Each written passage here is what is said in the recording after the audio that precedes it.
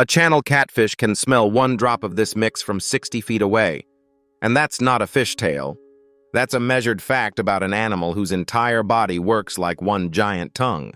The recipe costs about $2 at any grocery store, takes 10 minutes, and the tournament guys who use it will not say the ingredients out loud. Today I will. All 3 of them, plus the one mistake that ruins the batch and your whole night. Look at those whiskers on a channel catfish. Those aren't decoration. Every single barbel is packed with chemoreceptors, cells that can taste and smell whatever is dissolved in the water around them. But it doesn't stop at the whiskers. A channel catfish has chemoreceptors spread across its skin, its fins, and the inside of its mouth. The whole body is tasting the water at the same time, all the time. In the dark, in the mud, in the current. Every second of every night it's in the river. Now think about that pond that looks like chocolate milk after a heavy rain. The one you figured was off. Too dirty. Not worth the drive. That is some of the best catfish water you will ever fish. And here is the reason. When visibility drops to nothing, a catfish does not slow down. It speeds up. Vision goes offline. The smell and taste system kicks into full gear. The fish that was hanging back in the channel all day starts moving the shallows, working the bank, running the current edge, hunting anything that puts a scent in the water.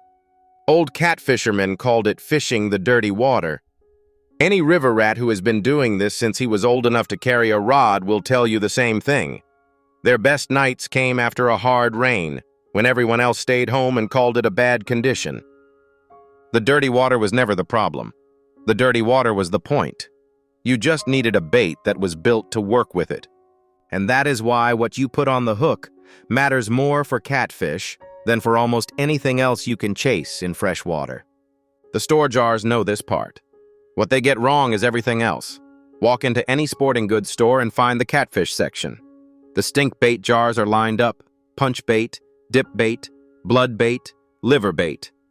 Most of them run $12 to $15 for a container that will not last a full weekend of serious fishing. Pick one up and read the label. The active stuff, the protein and the scent compound that actually reaches the fish, is usually 3rd or 4th on that ingredient list. What comes first is filler, stabilizer. Carrier material that makes the jar look full and keeps the product shelf-stable for 2 years without refrigeration. You are paying for the packaging, the shelf space, the brand name, and 2 years of warehouse storage. The part of that jar that brings catfish to the hook costs about $2 to make yourself. Less if you buy in bulk. Guides who have been running trot lines on the same river for 30 years already know this. They do not buy the jars. They mix their own at the start of summer and keep the batch going through the fall. Every one of them has a version of the same 3-ingredient base. What are the 3 ingredients? I'm getting there. But there is one step in the process that matters as much as what goes in.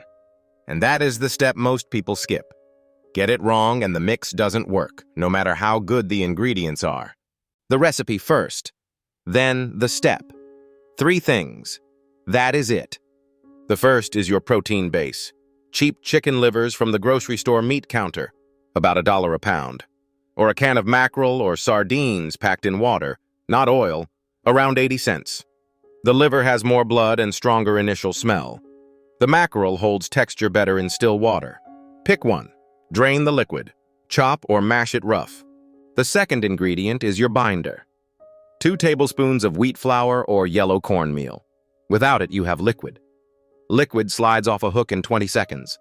The flour turns your mix into a paste that stays on the hook and releases scent slowly instead of all at once. The third ingredient is your scent amplifier. 1 teaspoon of garlic powder. Not fresh garlic, not garlic salt, garlic powder. Plus 2 tablespoons of cheap grated Parmesan. The green shaker at any grocery store. The fermented cheese adds amino acids that catfish chemoreceptors read the same way they read rotting protein. It extends the range of the bait. Old catfishermen used strong cheese in their mixes without knowing the chemistry. They just knew it worked. Mix all 3 together in a glass jar until you get a firm paste, not runny, not crumbly. It should hold its shape when you roll it in your palm. Seal it. Set it somewhere shaded and warm, between 80 and 90 degrees. A covered porch works.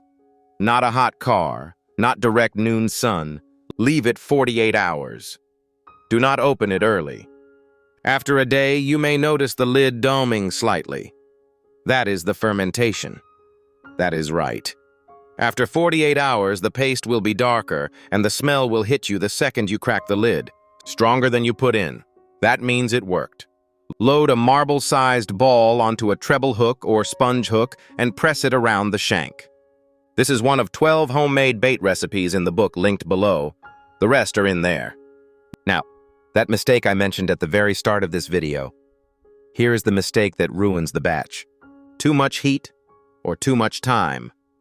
A lot of anglers try to speed things up by leaving the jar in a hot car, on a driveway in direct sun, or curing it 3 or 4 days instead of 2. What happens is the protein breaks down too far. The paste goes from a firm dough to a wet, loose slop that slides off the hook the second it hits the water. The scent does not concentrate when this happens. It dissipates. You are left with a jar that smells strong, but puts nothing where the fish can hold it. 48 hours at 80 to 90 degrees in the shade is the window. Stay in it. Where do you fish this? Muddy rivers are the first choice. Current seams, the slack water below a bend, channel edges where the water color changes. Turbid ponds work the same way. Any water where catfish are hunting by nose instead of sight. When? Night fishing is best.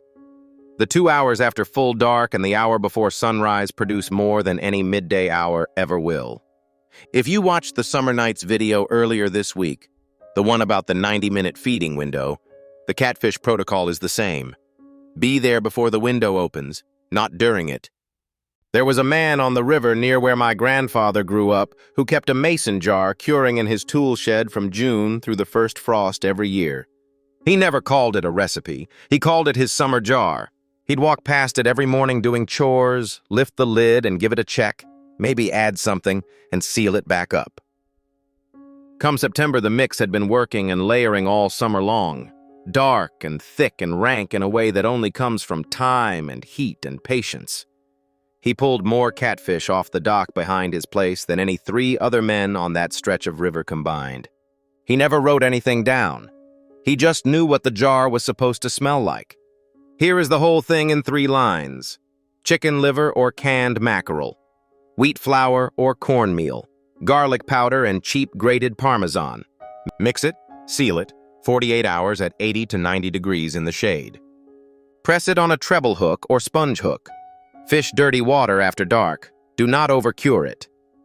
What's the stink bait recipe your family swears by? Drop it in the comments. I'm collecting them. The full homemade bait book with all 12 recipes is linked in the description. And if you haven't watched the Summer Nights video yet, the 90-minute catfish window, that one is up next.